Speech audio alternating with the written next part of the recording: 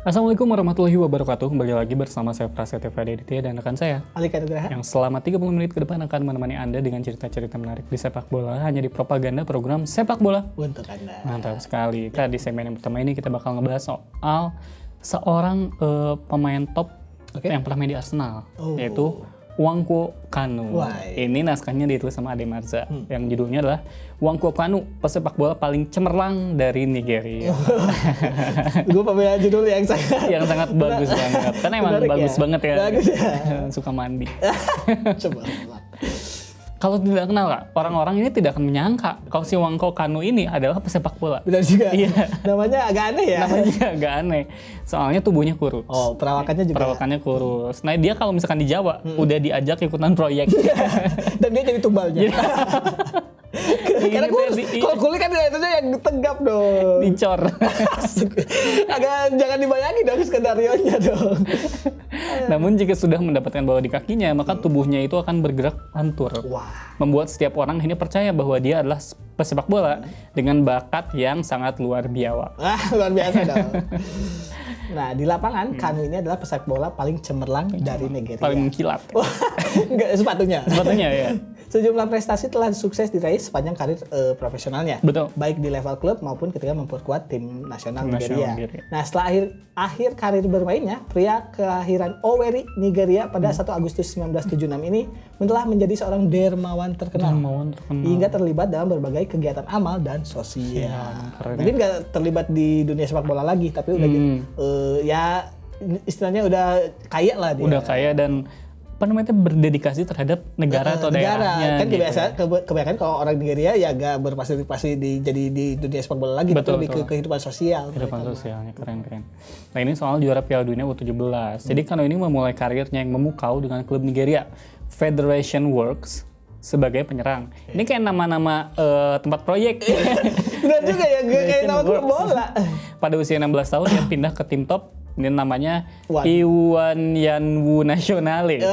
Kepindahan ini hampir berbarengan dengan panggilannya ke timnas. Kanu ini membantu Super Eagles muda meraih Piala Dunia U17 pada 1993. Dan di level senior dia pernah menjuarai Afro Asian Cup of Nations 1995 dan medali emas Olimpiade 1996. Serta jadi runner up Piala Afrika di 2000. Tahun 2000. Nah, lalu mencatatkan penampilan di 3 edisi Piala Dunia, termasuk mengirim negaranya lolos ke babak 16 besar Piala Dunia 1998 yang paling terkenal mungkin.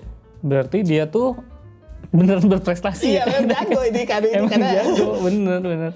Kesuksesan menjuarai Piala Dunia U17 1993 dengan mengoleksi 5 gol, kemudian mengantarkan Kanu merantau ke Eropa.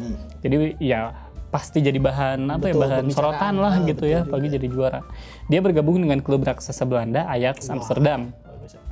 Remaja yang saat itu masih 17 tahun menimba ilmu permainan total football bersama para calon bintang lain kayak Patrick Kluivert, Edgar Davids, angkatan-angkatan itu benar.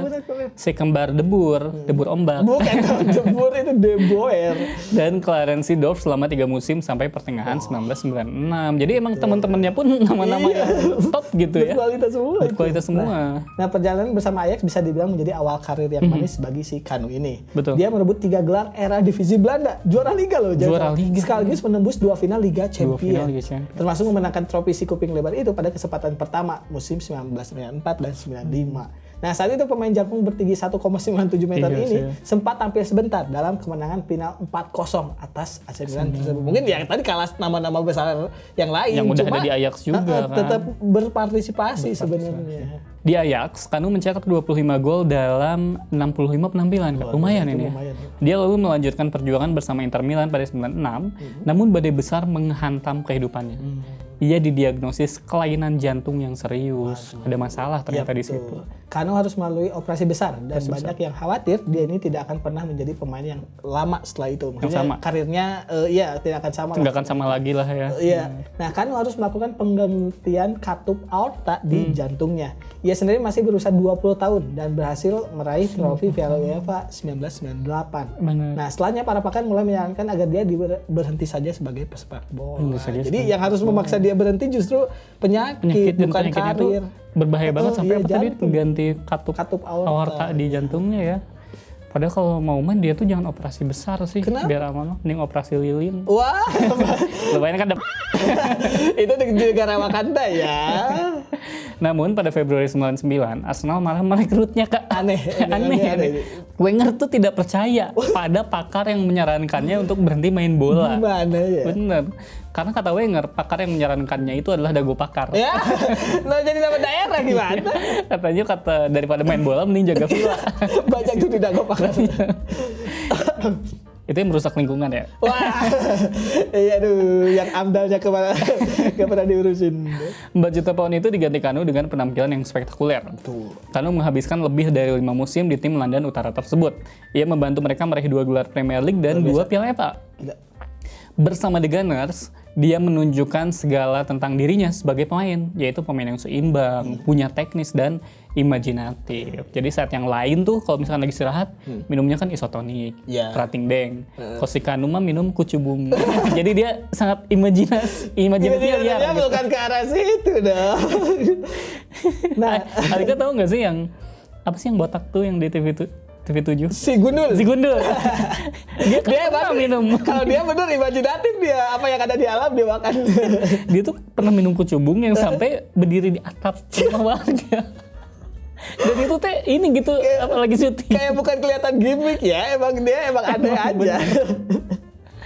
Tolonglah ada. Sejak 2004 Kanu ini bermain untuk West Bromwich Albion selama 2 musim, pindah jadi Arsenal sebelum akhirnya menyeberang ke Portsmouth. Nah di klub terakhir dia sempat mengangkat 1 trofi Piala FA. Tetap berprestasi dan mencetak satu-satunya gol di final 2007-2008 tersebut. Nah Kanu pensiun di penghujung musim 2011-2012, 2 musim setelah mereka turun ke Championship. Nah total 14 trofi yang telah diraihnya selama 20 musim berkarir. Itu banyak banget loh. Banyak banget sih ya. Di level internasional, dia jadi kapten timnas Nigeria selama 4 tahun dan mencatatkan total 86 caps dengan koleksi 13 gol. Sebagai satu-satunya pemain yang pernah memenangi trofi Premier League, Piala FA, Liga Champions, Piala UEFA, dan medali emas Olimpiade. Hingga kini, Kanu masih menjadi tolak ukur yang digunakan setiap sepak bola Nigeria untuk mengukur diri mereka sendiri. Jadi kalau misalkan belum ada yang bisa melakukan apa yang dilakukan Kanu tuh udah nggak usah banyak baca. Iya benar. Gitu. Nah setelah pensiun dari lapangan hijau, pemain terbaik Afrika 1996 dan 1999 ini menghabiskan waktu dalam kegiatan sosial. Dia telah terinspirasi oleh petugas medis yang menyelamatkan nyawanya dari situ, dan mendirikan Kanu Heart Foundation yang memfasilitasi operasi jantung untuk lebih dari 400 anak. Luar biasa sih.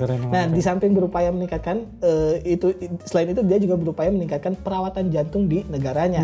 Kanu telah menjadi duta UNICEF. Wah emang berarti secara apa ya namanya teh sosialnya tuh bagus banget ya si Kanu ini ya.